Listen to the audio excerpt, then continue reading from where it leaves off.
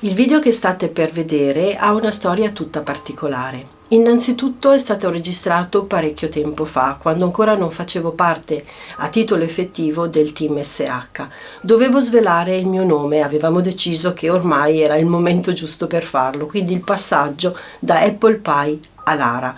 Poi per esigenze di copione il video è stato posticipato, c'erano altri video più interessanti da poter pubblicare e quindi la cosa è stata posticipata più volte. Il secondo motivo è l'argomento, le streghe, un argomento che riguarda un periodo storico dell'Italia e dell'Europa e non solo, molto importante, un periodo oscuro, quello del tardo medioevo, e che ricopre un lungo periodo, quasi 300 anni. Dover concentrare un periodo storico interessante come quello in poco tempo non è stato semplice.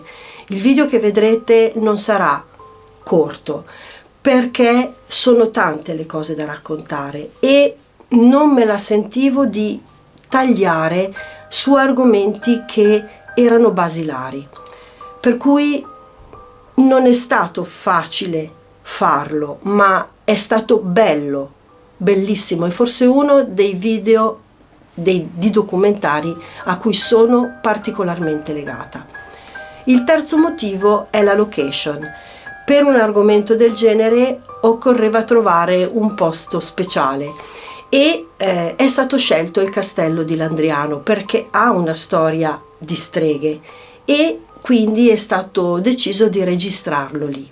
Come vi ho detto, personalmente sono molto legata a questo video e a me piace in modo particolare. Spero piaccia anche a voi e che in qualche modo vi possiate divertire.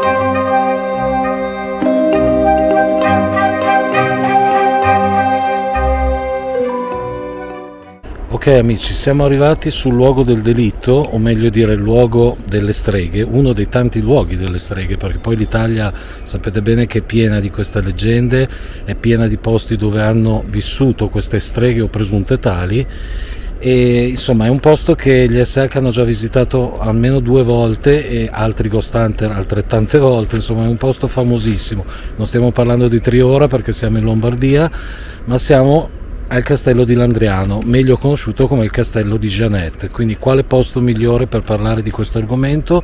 Adesso ovviamente Lara ci parlerà di queste streghe all'interno del castello, sempre che non ci sia troppa gente che ci cammina dentro, perché è tappa di molti Ghost Hunter e di Urbex, però insomma noi ci proviamo e vediamo un po' che succede. Iniziamo il nostro argomento riguardo alle streghe parlando proprio del nome strega. Da dove deriva il nome strega? Sembra derivi dalla parola latina strix, che vuole dire strige, una sorta di uccello immaginario, un uccello notturno che sembra rapisca i bambini e succhi il sangue dei bambini nella culla. Una sorta di vampiro, per modo di dire. Si pensa addirittura che si pensava nel Medioevo che prendesse origine, e la cosa, se ci si pensa, è orribile, prendesse origine da una donna incinta di una bambina femmina che però muore durante il parto. Il feto non muore ma mangia le carni della madre.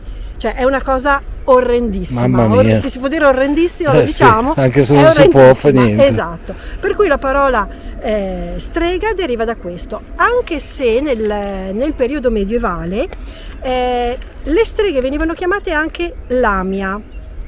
Lamia nella mitologia greca era sempre una figura femminile che era a metà tra l'umano e l'animale e aveva anch'essa questa caratteristica di rapire i bambini, oppure era una sorta di fantasma adescatore che attirava i giovani uomini e cercava di nutrirsi del loro corpo e del loro sangue. Insomma, la strega è sempre vista come un essere che cattura, che prende soprattutto bambini, ma anche uomini, e che deve assorbirgli l'energia, deve assorbirgli il sangue, una cosa veramente, veramente orrenda.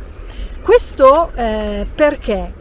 Perché all'inizio si collegava il nome strega a quelle persone, a quelle donne che praticavano l'aborto, quindi le levatrici. Ci si affidava loro innanzitutto perché la medicina tradizionale non sempre dava delle risposte sicure e quindi ci si affidava a una medicina alternativa, come alla fin fine facciamo anche adesso. A volte ci affidiamo all'omeopatia, no? A chi si occupa di erbe, all'erborista, esatto, mentre all'epoca invece l'erborista era mal visto proprio, era mal vista la donna che praticava questo tipo di attività.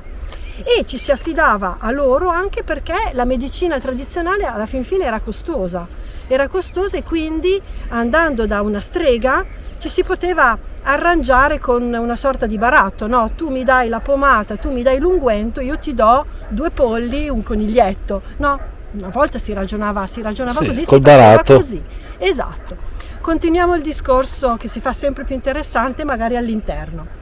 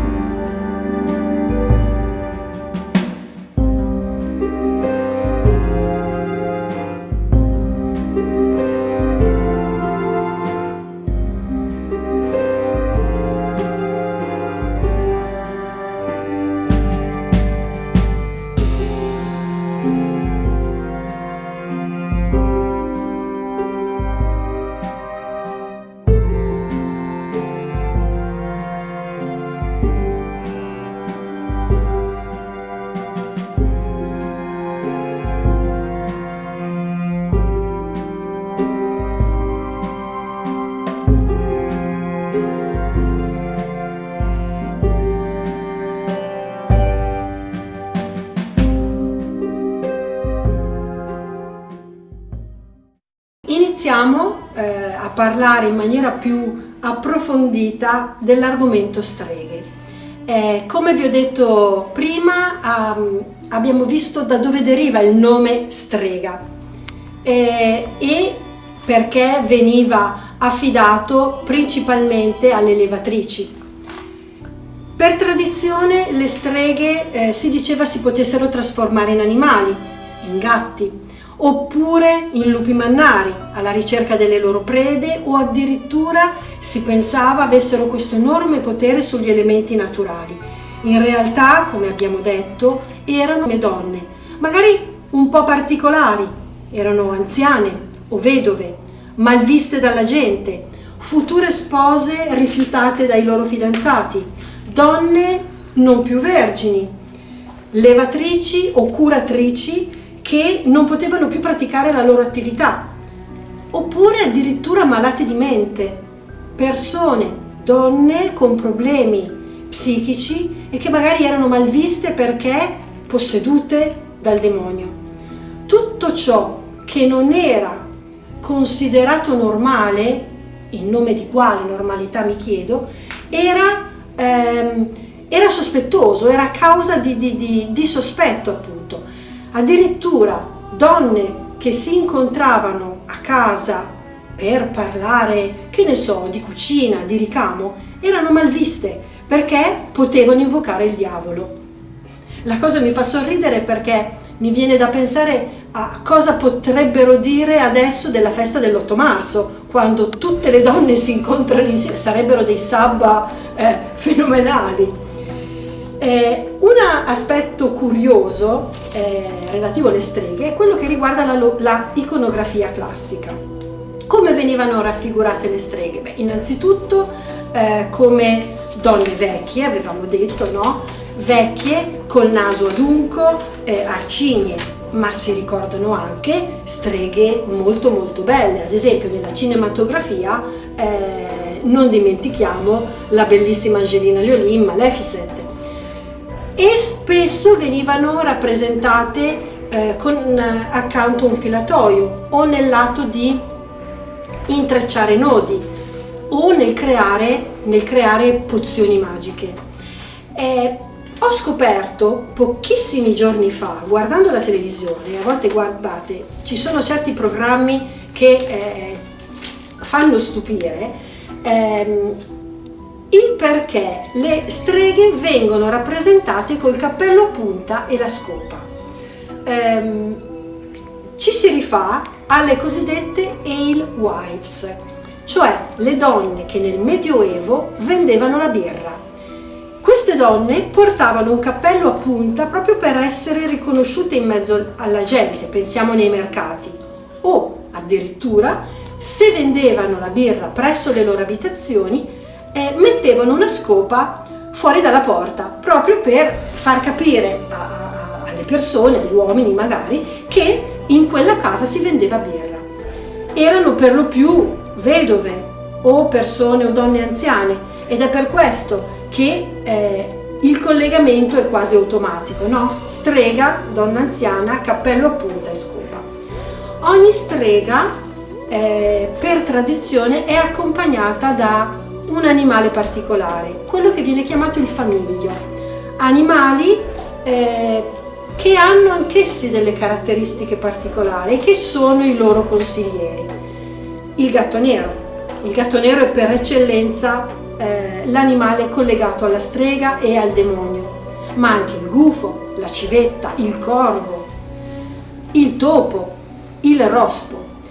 Proprio perché la strega ha, o si pensa abbia, dei poteri che comandano gli elementi naturali, ecco, di solito viene rappresentata all'esterno, in un bosco, al di sotto di un albero secolare, magari secco e brutto, ma spesso viene rappresentata anche all'interno dei suoi antri, delle sue casette, magari intenta a fare pozioni nei pentoloni con alle spalle le mensole con tutti i vasetti e tutte le erbe che lei usa. Per fortuna, a partire dall'Ottocento la figura della strega viene rivalutata e sia con opere storiche che con opere letterarie, in cui si dice essenzialmente che la stregoneria non è altro che un retaggio di antiche credenze pagane. In più nel Novecento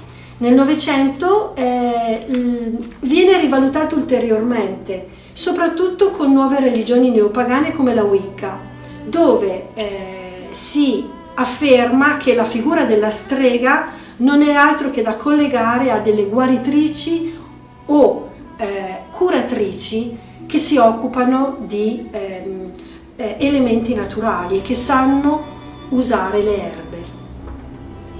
Purtroppo però abbiamo detto che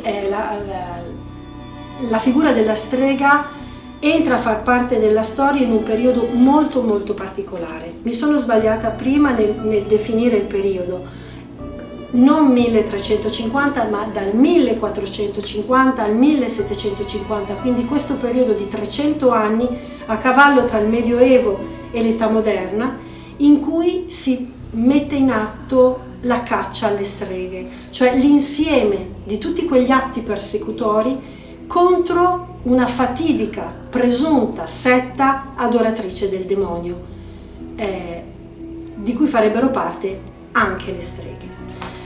Tutto inizia quando Innocenzo III, all'incirca a metà del 1400, si convince che il mondo è dominato dal maligno. Il demonio vaga nel mondo e semina zizzania, semina dolore e devianze varie. In Germania in particolare, dove il caos aveva generato l'allontanamento dalla fede cattolica. Cosa succede? Che ne portano testimonianza due monaci domenicani, Henrik Kramer e Jakob Sprenger, che denunciano questa situazione. Uomini e donne che si sono abbandonati alle lusinghe del male ed era necessario estirpare questo male. Questi due monaci cosa fanno? Scrivono un manuale, il Malleus Maleficarum, cioè il martello delle streghe. Questo testo non è altro che un manuale preciso di come riconoscere, catturare, processare, torturare e uccidere le streghe. È un libro scritto in latino ecclesiastico, che era la lingua ufficiale della Chiesa cattolica, e difficilmente comprensibile dalla gente, dalla povera gente specialmente. Un libro che non è mai stato riconosciuto ufficialmente dalla Chiesa, ma la Chiesa non l'ha neanche mai inserito tra i libri proibiti, quindi sotto sotto lo approvava. Il libro è diviso in 3 parti. Nella prima parte si parla della stregoneria e quindi delle donne.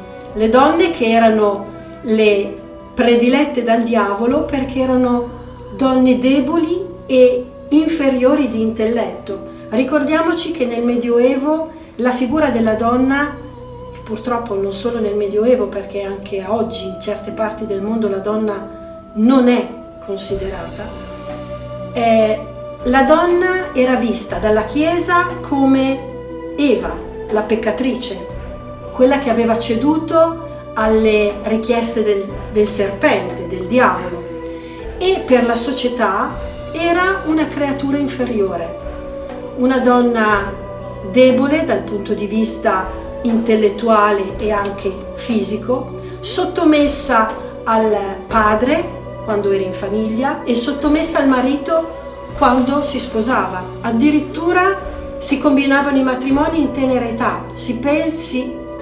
C'è traccia di notizie di bimbe di 7 anni che si sposano e che vengono date in moglie a uomini più grandi.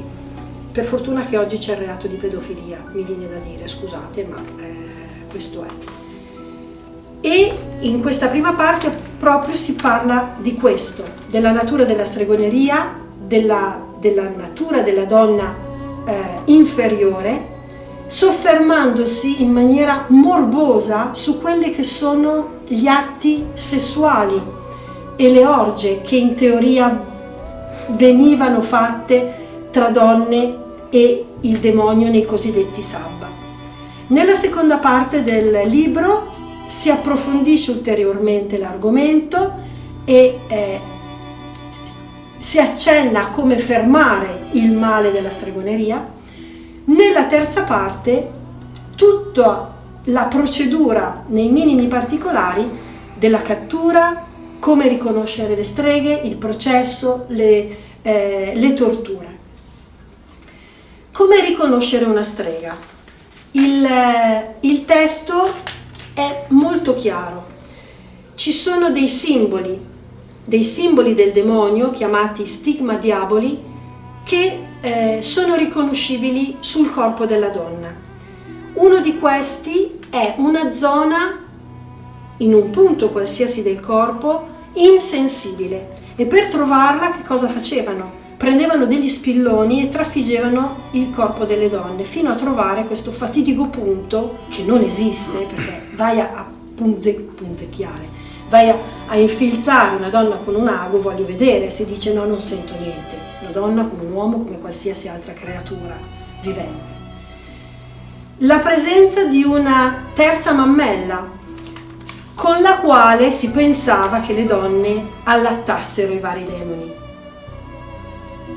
Un altro simbolo del demonio era quello che veniva chiamato l'occhio del diavolo, cioè un neo che doveva essere all'interno delle cosce della donna, oppure la capacità di stare a galla. Ora, sorvoliamo su quello che è la mia opinione, perché preferisco non dirla per non cadere in parole non opportune, però ecco, ci siamo capiti. La donna che veniva riconosciuta strega, e guardando tutte queste caratteristiche, ecco perché ne venivano trovate tante, doveva ammettere la propria appartenenza o meglio, doveva ammettere il fatto di praticare la stregoneria.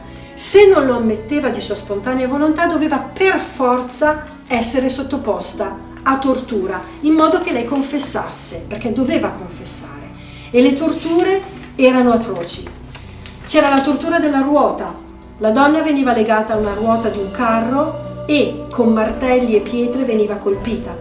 La tortura della tavola. Veniva stesa su una tavola, mani e piedi legati e tirati con una carrucola fino alla slogatura degli arti. L'ordalia del fuoco.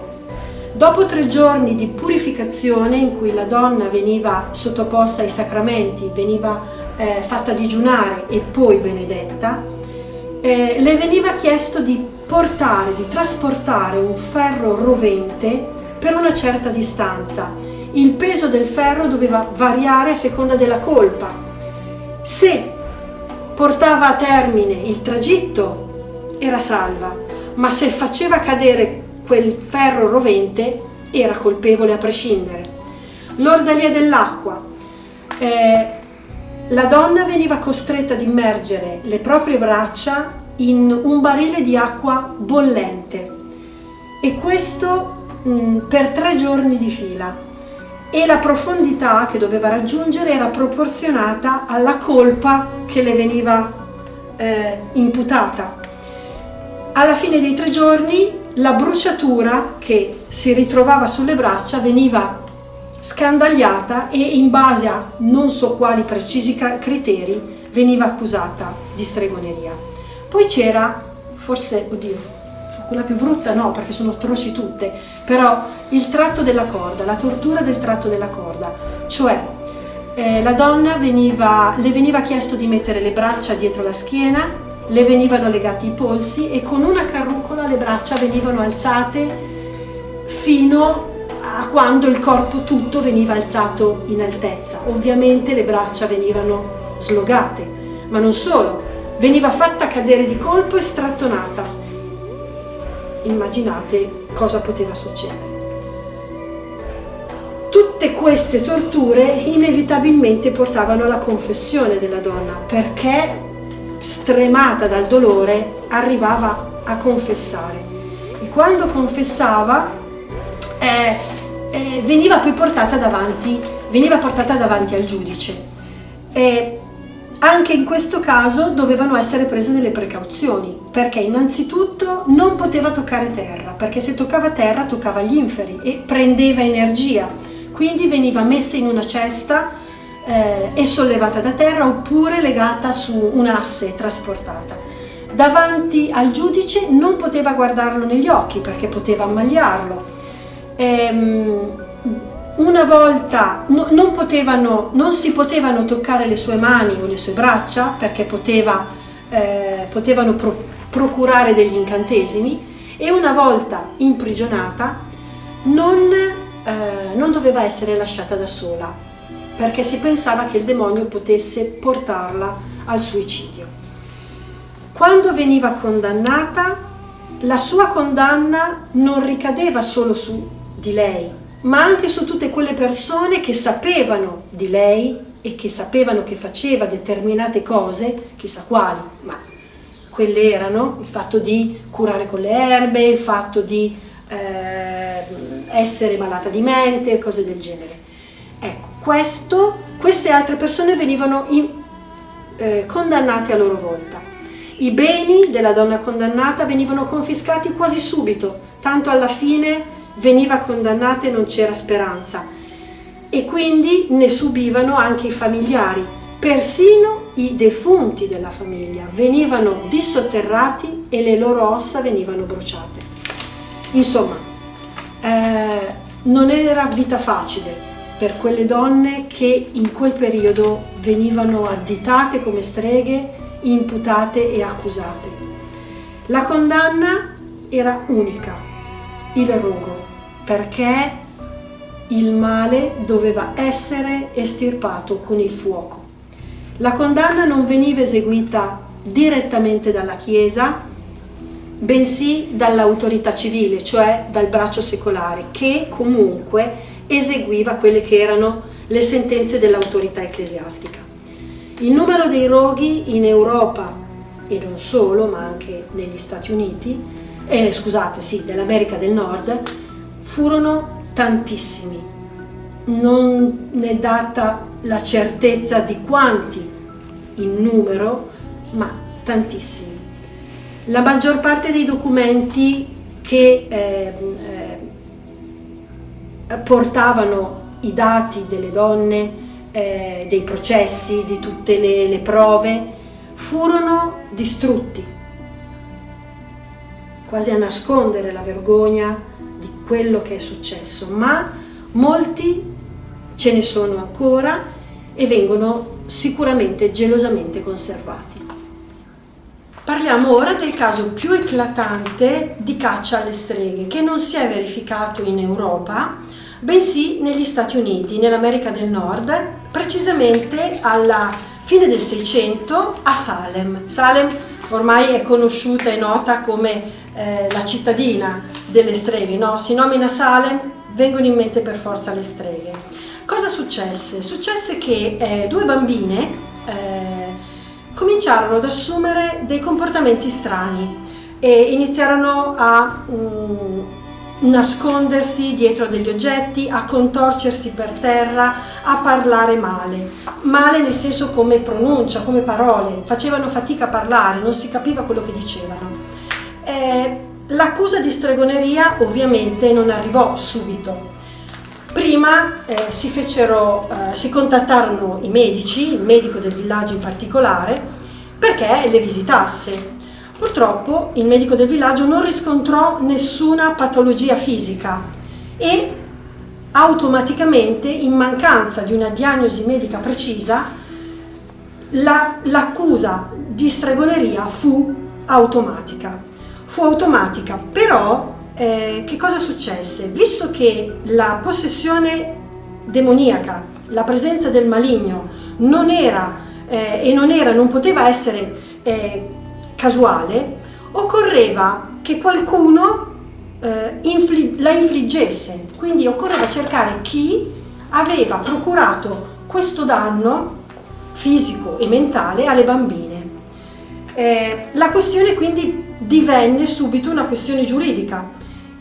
Venne chiamata l'autorità giudiziaria e fu indetto un processo e fu il sacerdote del villaggio a chiamare l'autorità giudiziaria. Innanzitutto fu chiesto prima alle due bambine e poi ad altre 6 che nel frattempo avevano cominciato ad avere gli stessi sintomi, fu chiesto a queste bambine di fare un'accusa, di dire chi aveva fatto loro qualcosa tale da poter procurargli quello che loro stavano vivendo. Erano bambine, cosa potevano sapere loro? Purtroppo però dei nomi saltarono fuori i nomi di 3 donne, di cui una confessò la sua attività di strega. Ora non si sa se lo fece per astuzia o perché effettivamente praticava questa attività ed era dedita al maligno. Sono più propensa a pensare che fosse stata una cosa di astuzia, che sia stata, una cosa di astuzia, perché così facendo cosa ottenne?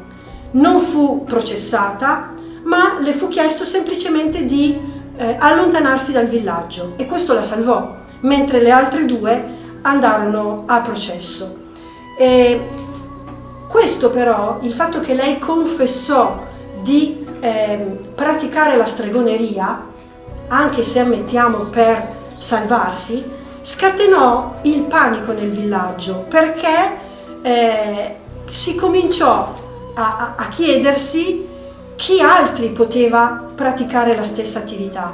Quindi cominciò il gioco di accuse e accusatori. A Salem furono incarcerate 144 persone, non solo donne ma anche uomini, furono eseguite 19 esecuzioni, ci fu una morte per tortura e una morte, la prima volta, una morte per impiccagione. La cosa strana è che a distanza di tempo, si parla di secoli, gli studiosi cercarono di analizzare questo evento, perché fu una cosa che veramente accadde, quindi ci sono i documenti dei processi. La cosa che stupì è la causa, o meglio, la cosa che stupì è che non si seppe trovare la vera causa di quello che succedeva alle bambine. Molto probabilmente gli studiosi, analizzando tutto, arrivarono a questa conclusione. Molto probabilmente si trattò, e questa è la cosa strana, di ergotismo. L'ergotismo che cos'è? È un'intossicazione dovuta a degli alcaloidi prodotti da dei funghi della segale. Praticamente al 90% è stata un'intossicazione alimentare. La sintomatologia di questa malattia è piuttosto varia e può sfociare in due forme ben distinte. La gangrenosi, cioè la malattia che procura cancrena, e le convulsioni, ed è questo che ha stupito gli studiosi, la forma convulsiva, proprio perché le bambine si comportavano in questa maniera strana, si contorcevano, parlavano a fatica, assumevano delle posture insolite. È strano pensare che una causa, tra virgolette, banale non sia stata sicuramente capita all'epoca, perché non ce n'erano probabilmente i mezzi, ma l'ignoranza delle persone, il bigottismo e la forma, la paura, il terrore di certe strutture puritane, di certe società puritane, avevano portato alla sofferenza, addirittura alla morte di molte persone.